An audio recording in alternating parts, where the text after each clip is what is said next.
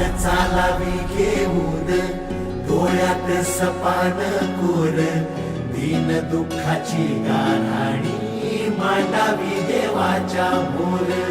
आसुरात अखंड खावल न्यायाला दिशा, भेदभावाचं सुटलं तोडणी मिटलं.